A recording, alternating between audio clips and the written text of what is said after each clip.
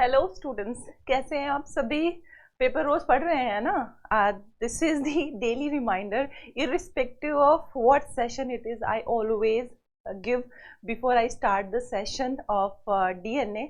So well, with this small reminder, I welcome you all to the DNA daily newspaper analysis brought by Tathastu, presented by me, Ruchi Singh.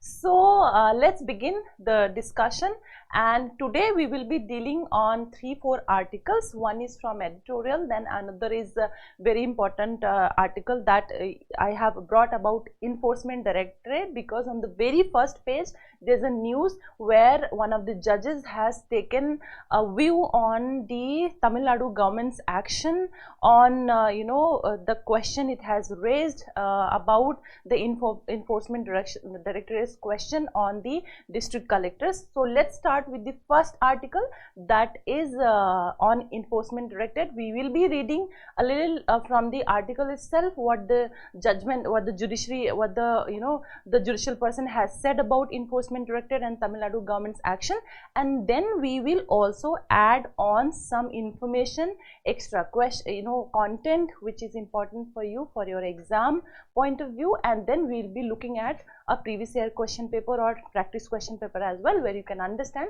the significance of the topic. So let's discuss the first article.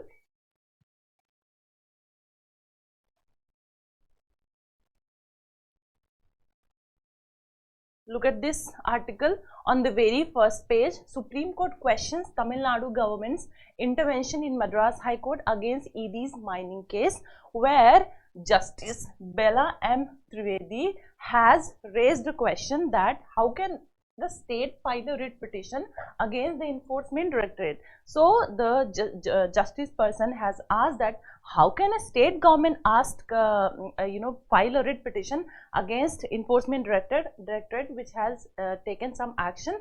So the first thing which should come to your mind when you're reading this article is that what is the function, responsibility and jurisdiction of ED? What is ED? What is the constitution of ED? And what are the jurisdictional roles and responsibilities, etc., functions, etc., and are there any other such bodies present in the country? So the first question should come to your mind is this. Let's read the article where which is significant for us for exam perspective. How can the state file a writ petition against the Enforcement Directorate? How is the state aggrieved? So the Justice Bella has asked that how the action of Enforcement Directorate has aggrieved the state, because of which Tamil Nadu government has went ahead and has filed a petition. So this is the question, and then the line which you need to focus again is this one: no jurisdiction. Tamil Nadu argued that any intervention related to money laundering in relation to a predicate offence. So this is the stance of the Tamil Nadu government which it has taken, is that Tamil Nadu government says that any investigation related to money laundering in relation to predicate offence arising out of and within the territorial limits of a state could be done only at the request of state or by the directions of the constitutional courts. So that is why they say that they have taken such a step where they have filed a petition. So let's look at certain basics and conventional part about Enforcement Directorate, any other body which is present which is similar to Enforcement Directorate in the country, what are the functions, responsibilities, etc. So look at this point. By the way, it's not something new which has come up in the newspaper or in the current event. There is a context behind this article altogether. So what is the context? Let's look at that. The Tamil Nadu government has moved. It is a news of 2023 itself. So Tamil Nadu government moved the Madras High Court against the Enforcement Directorate, opposing the agency's recent summons to 10 district collectors in the state in connection with alleged irregularities in sand mining. Then this was the context. Further, if you read the state's petition on behalf of the collectors, in which state's petition was on behalf of who? It was on behalf of the collectors, in which it alleged constitutional overreach by Enforcement Directorate and a deliberate attempt to harass the state officials marks an escalation in the ongoing tussle between the state machinery and the central agencies. So this is the context of this newspaper, this news article. Then the conventional part. Let's look at the conventional part, and then you have to understand what is Enforcement Directorate. The Directorate of Enforcement is a multidisciplinary body, organization mandated with investigation of offence of money. So what are the mandates of Enforcement Directorate? Understand that.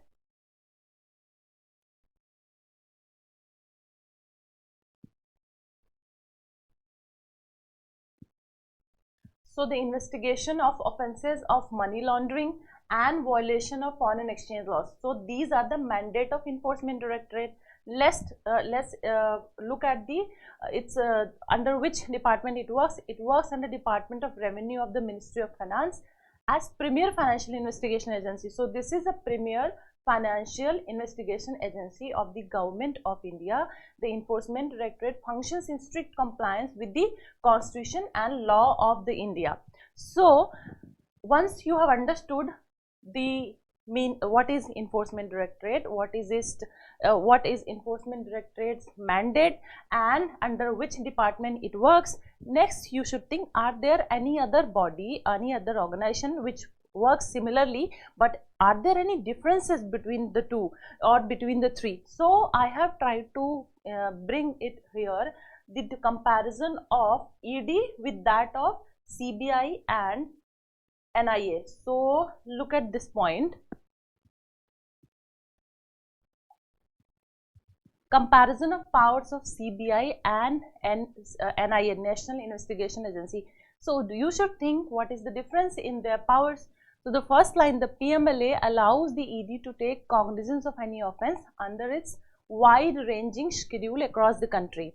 So here it is asking about Prevention of Money Laundering Act. This is had mentioned about PMLA allows ED to take cognizance of any offence under its wide-ranging schedule across the country, with or without the consent of state governments. So here you can understand that Tamil Nadu government's petition is questionable, because under powers of the Enforcement Director, it is mandated that PMLA has allowed ED to take cognizance of offences under its wide-ranging schedule across the country. So across the country, with or without the consent of state governments. So this is very important point. So it has therefore been able to register money laundering cases against politicians, activists based on FIRs filed by the state police forces, something the CBI is unable to do unless requested by state government or ordered by a court or the Central Vigilance Commission. So CBI can only take actions when it is requested by the state government or ordered by court or by Central Vigilance Commission, but no such obligation is on the ED, because ED can take action with or without the consent or request of the state government. So this is one important point which you need to understand. Then next line read, then the comparison is with National Investigation Agency. So National Investigation Agency too has powers to take suo motu cognizance of the offences across the country. The schedule of NIA Act, under the schedule of NIA Act, that is the types of offences that it can investigate, is limited to about a dozen offences. So though National Investigation Agency has the power to take suo motu cognizance, but its powers are limited to certain offences only. That is why the mandate and the powers of ED is larger and broader than CBI and NIA. So this is the point in focus I wanted you to note down, and then read about the ED's jurisdiction. So what is the jurisdiction of ED? Both FEMA, Foreign Exchange Management Act, PMLA, Prevention of Money Laundering Act, apply to the whole of India. So FEMA and PMLA apply to whole of India. So as we read already, ED's action can only be applied to whole of India. ED can take action against any person on which this act applies. So wherever FEMA and PMLA applies, ED can take action there also. Cases under FEMA may lie in civil courts, where PMLA cases will lie in criminal courts. So if it is something related to FEMA, then it will be under civil court. If it is something in PMLA, it will be going to criminal court. The agency has jurisdiction over a person or any other legal entity who commits a crime. Alright. The public servants come under the jurisdiction of agency if they are involved in any offence related to money laundering. So in Tamil Nadu government, where the case is against district collectors, so this very well comes under the jurisdiction of ED. That is why it has taken action. But Tamil Nadu government has filed a petition, and the same has been questioned by the judicial person that is there. That was in the news. Then the third point, ED cannot take any action suo moto. One has to complain to any other agency or police first, and then ED will investigate the matter and will identify the accused. So ED, when we read already about this thing, the comparison, if you look at the comparison which we read, so National Investigation Agency, we read that can take the action suo moto, but in contrast to it, we read again in the next point is that ED cannot take suo moto action. National Investigation Agency can take suo moto action, but ED cannot. So that is what the point I wanted you to note down. Then one has to complain to any other agency or police first, and then ED will investigate the matter and will identify the accused. So ED cannot take the action suo moto while National Investigation Agency can. Next point is the ED will investigate the matter and may attach the property of an accused person and also make an arrest and start proceeding with violation of provisions of FEMA and PMLA Act. The matter will be resolved by way of adjudication by courts or PMLA courts. So this is about this jurisdiction of ED. The next point is, why is the ED being criticized lately? So you are reading in the newspaper and this something or related to something in the news has been circulating about ED continuously. When I read newspaper, I have noticed that ED is in news continuously, and then because of certain actions which has been taken by ED, there has been a lot of questions also. Let's look at some of the reasons, some of the issues where the ED has been criticized. What are that? The Supreme Court is examining allegations of rampant misuse of PMLA by the government and Enforcement Directorate. So what are the major allegations? Being used for ordinary crimes. PMLA is pulled into investigation of even ordinary crimes, and assets of genuine victims have been attached. PMLA was a comprehensive penal statute to counter the threat of money laundering, specifically stemming from trade in narcotics. So PMLA was specifically designed to deal with such concerns, but what is happening is PLA is being used for ordinary crimes, which is not acceptable thing. Then currently offences in the schedule of the act are extremely overbroad, and several cases have absolutely no relation to either narcotics or organized crime. So these are the some concerns which has been arising, and it has been questioned, and that is why ED is being criticized lately. The next is lack of transparency and clarity. There is also lack of transparency and clarity regarding the cases it is taking and the cases which is coming under purview of the Enforcement Directorate, because of which it is taking action. So there is transparency and clarity, there is lack of transparency and the clarity as well. So if there are problems, you have to also think what could be the solution. As a UPSC aspirant, as a fit candidate to become officers, you should not be problem oriented, but when there are problems, you have to understand the problems present in the system or anywhere, and you have to bring in solutions or suggest some way forward. That is kind of question also. When you write the answer, you frame your answers in such manners only. You highlight the problems, then you bring forth the solutions present, or you can suggest the way forward. So let's look at some of the suggestions or the solutions. So what reforms can be brought to the ED? It is true that law has given stringent powers to ED in dealing with the accused that can increase the possibility of political misuse. So it is highlighting first the problem, and then the process, but there must be a consensus between adjudicating authority and office of ED to abide by the constitutionality of provision under PMLA, making the investigation more lucid. So this is the first reform that can be taken. The second is process itself should not become punishment. So the process is there, the crimes are alleged, they are not yet proven. The process should not become the punishment. Process should be such that it should wait, it should fairly check the alleged crime. If proven otherwise, there should be clean chit. If the process shall become the punishment, then what is the cause, what is the complete presence, what is the benefit of presence of law, etc. in the country, and the constitutional rules which one has to abide by while investigating something, some crime, or let's say alleged crime. So the process itself has become punishment. The third point, there must be constant scrutiny over the operations of the enforcement directorate, so that there are checks and balances, and enforcement directorate do not work on whims and fancies of itself or on the whims and fancies of the government in the power, political party in the power. So, and if there will be any lacunas in the operative part, changes is the law, change in the law of the nature, these gaps can be filled either through suitable legislation, executive action, or revised order of the apex code. So these are the some of the suggestion which has been mentioned in the reforms. Let's look at the question and find out the answer. Let's look at the question. Consider the following statement. The headquarters of the enforcement directorate is in Mumbai, Maharashtra. The first statement, the Directorate of Enforcement is a multidisciplinary organization. You have to find out the right answer, right? So read the second line.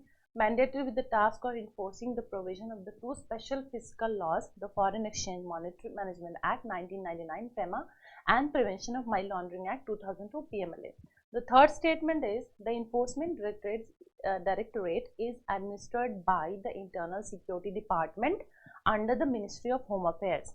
Fourth statement, the ED is a law enforcement agency of the Government of India that is responsible for enforcing economic laws and fighting economic crime.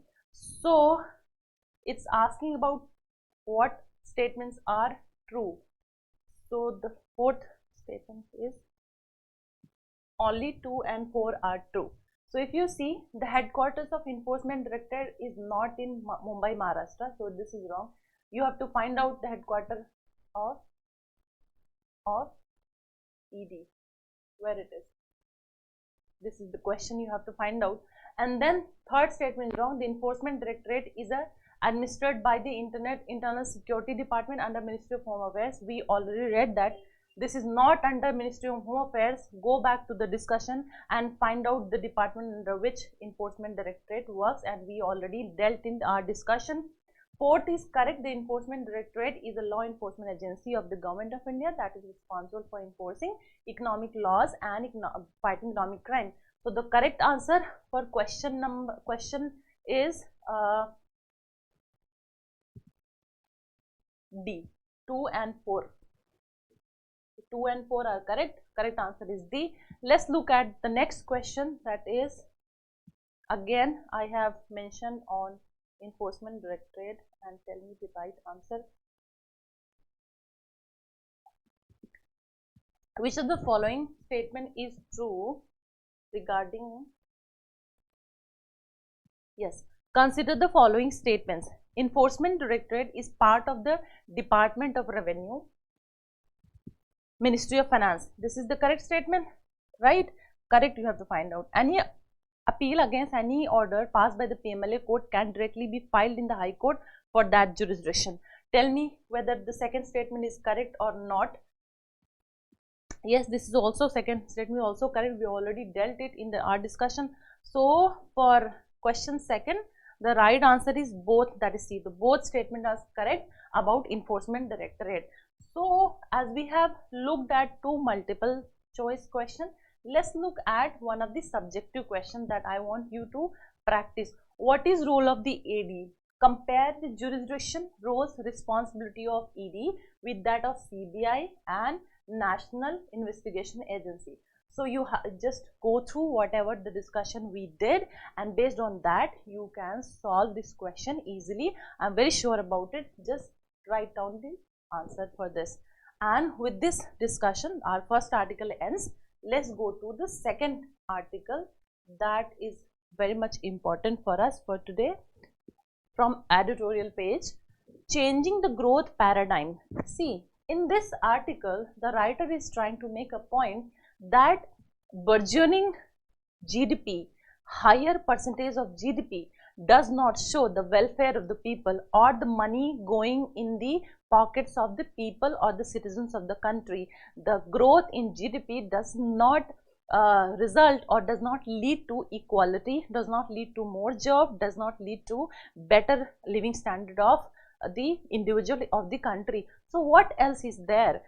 Is it, you know, proper climate, clean environment, etc.? So these are the questions it has raised, and then it has raised that it has also mentioned what has been certain GDP percentage or GDP data in NDA government, be it Congress ruling for very long years and then the BJP government ruling over the years. It has shown the GDP percentage in this era, and it has shown that GDP has been quite good, barring some years where there was some fluctuation in the economy because of some global situation or the global crisis which occurred, and it impacted the entire economy of the world, even the country also.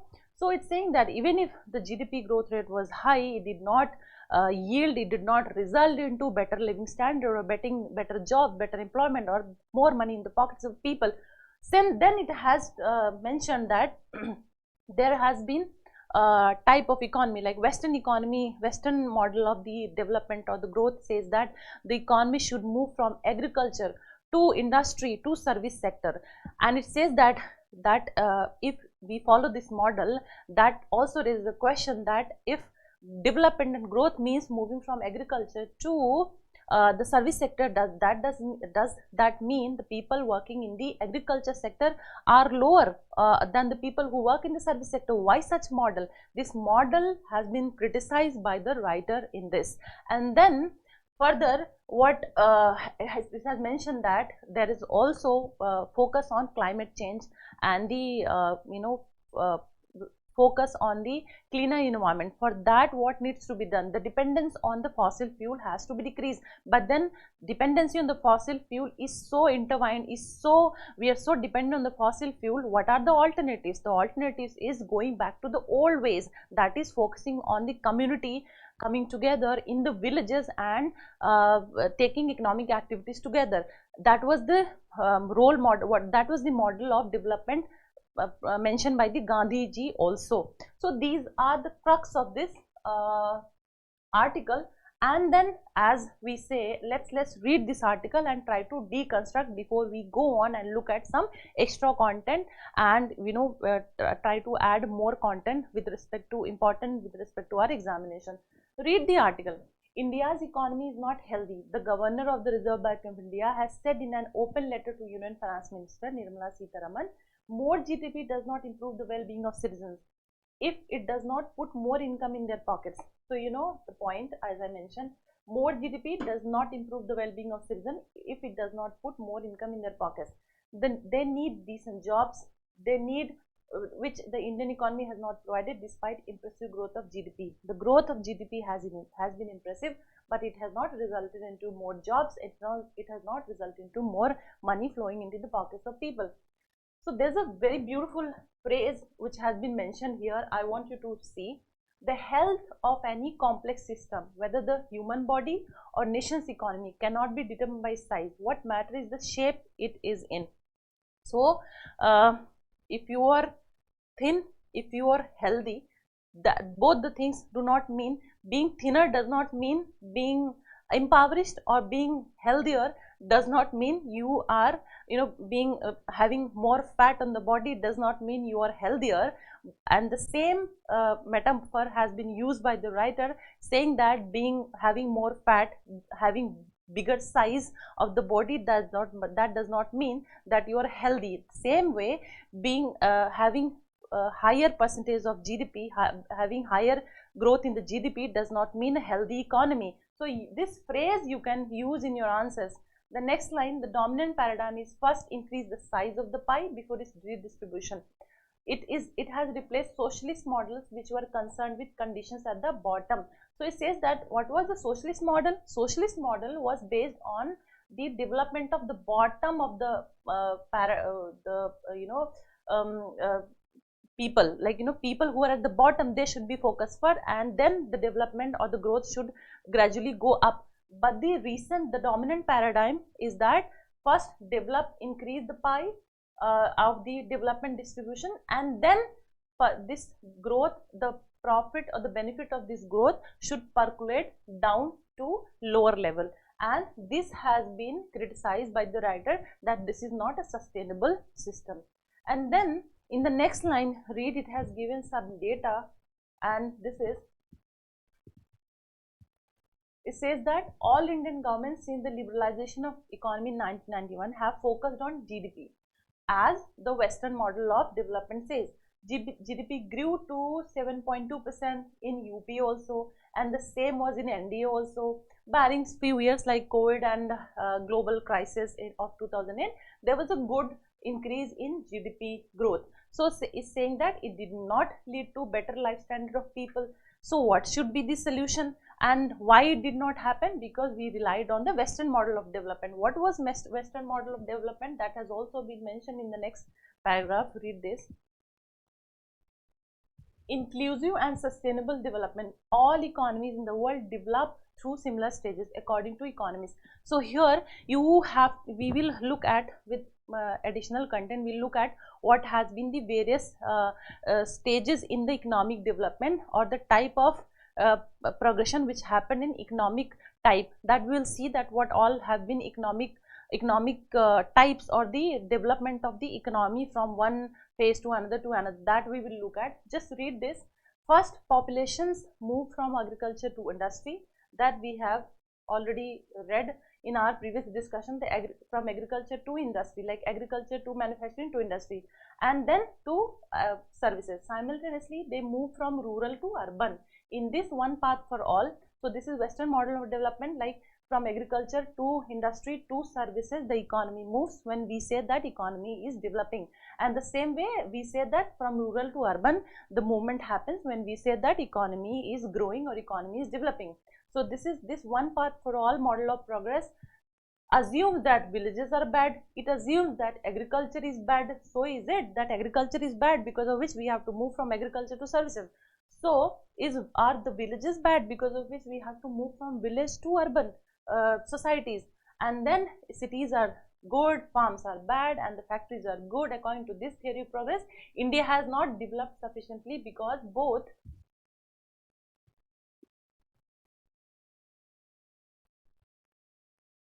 so this model of development, if we go by this model of development, we can conclude that India has not even developed, because industries and urbanization have been very slow. So can we say this by this Western model of development, that India has not developed only, despite India having a higher GDP growth rate from various years?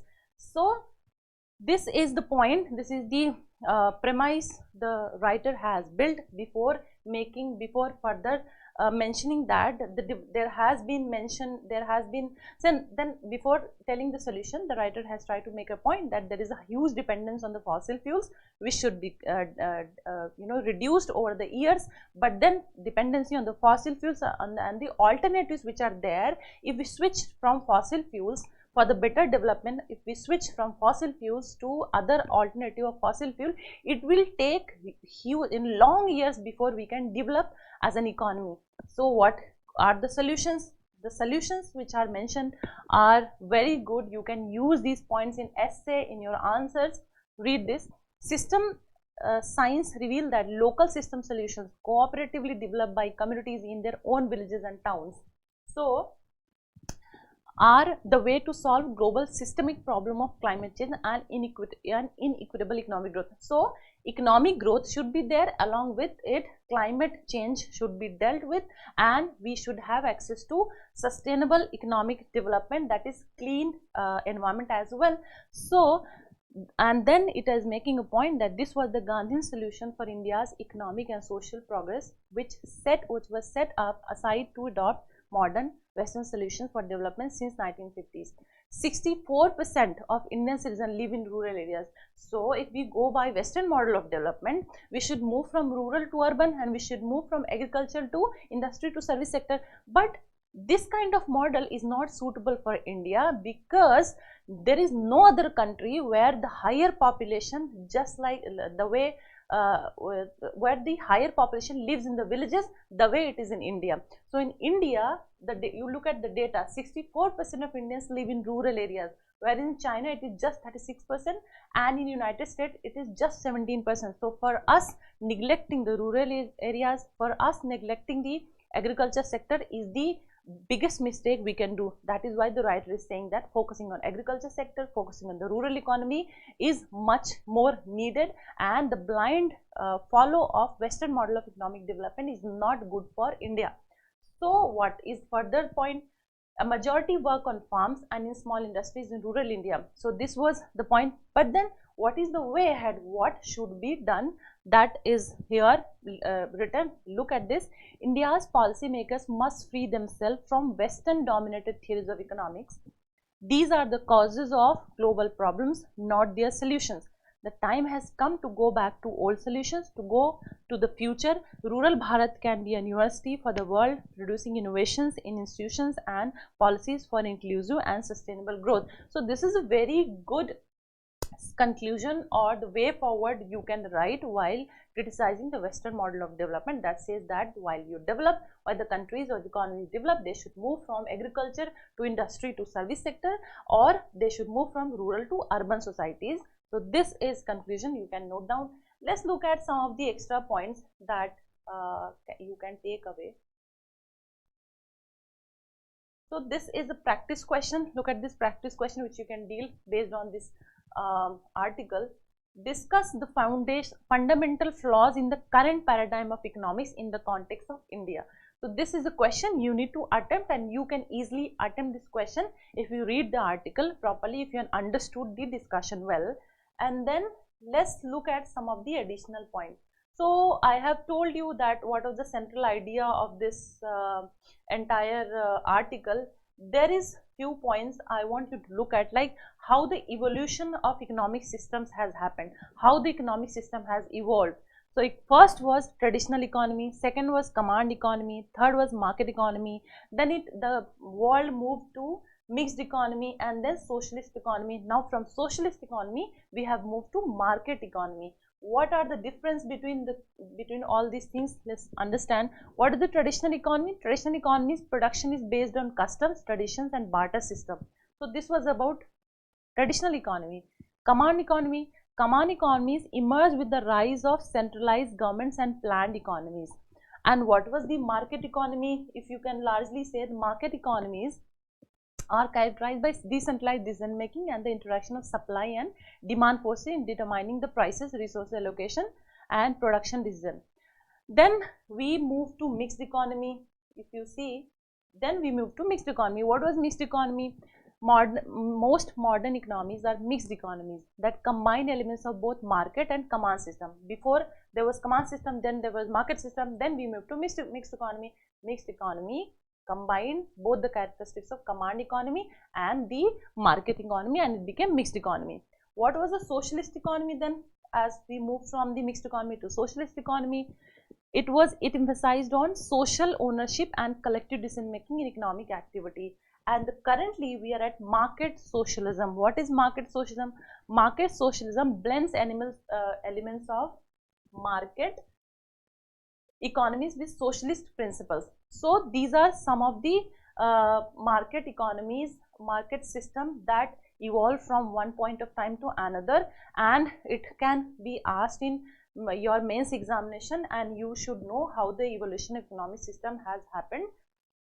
And then, as we have already read, that what is the problem in GDP centric economic model growth, so that there is needed reforms, etc., that you need to understand. And then why there is a need of new economic paradigm, that we all in India, you can see there is rising inequality. Why we need a new economic paradigm in India? Because there is rising inequality, unemployment and job creation. Unemployment is high, jobs are low, and then sustainable development is required. If you see, social welfare and human development is being talked about, that needs focus. Agriculture distress is there. The India lives in its villages. So if the villages are not reformed, So the farmers will be at the losing side. That is why there is an agriculture distress, farmer suicides are there, and because of such conditions present in the country, that is economy, we need a new economic framework, economic system where these things can be taken care of. So, and then another question, practice question, which I need you to note down and write the answer of. Read this question: trace the evolution of economic system in the world. That we just discussed, and you need to mention all those economic system here, and then critically discuss the Western model of economic development that lays emphasis on moving from rural to urban and from agriculture to service sector in path of growth. This question, write it in 250 words in 15 marks, and we have dealt everything which is required to deal this or attempt this question. Write down this question and see if you can write them with ease, despite we have already discussed everything. If there is any problem, you can always mention in the comments, and we can see, despite having all the content, why there is a problem in attempting any question, any mains question. All right, just try to attempt based on the discussion. If you watch the discussion, you can easily attempt this question. And then the next article, look at this, which is just a PT pointer, and you have to see the PT pointers given in there. The NB8 visits to India focuses on cooperation and trust. As we know, Raisina dialogue is going on. In Raisina dialogue, there has been involvement of different countries. So NB8 country has visited India, and then you have to find out and understand the meaning of NB8. What is NB8 country? So NB8 is, we present the government of 8 countries. So NB8 comprises of 8 countries or not: Denmark, Estonia, Finland, Iceland, Latvia, Lithuania, Norway and Sweden. So this is very much a probable question, that which of the countries constitute NB8. Look at the map and try to put it in your mind. Norway, first start with Iceland, Norway, Sweden, Finland, Estonia, Latvia, Lithuania and Denmark. These are the 8 countries which constitute NB8. This is a PT pointer. Please do remember this is. So yes, with this thing, let's conclude our discussion of the day. This is all for today, and I want you to read newspaper properly and think of the probable questions which can be asked from those articles which you read. If you have any questions, any doubts, and if you want the Tathastu-ICS to reach you out for any mentoring, for any suggestions, we have a group of people, of mentors who are available for you for any questions you have. You can always drop in comments and the call will be given to you. You can always visit the center also for any queries. So this is it about today's DNA analysis. I wish you all the best. Happy reading. Tathastu.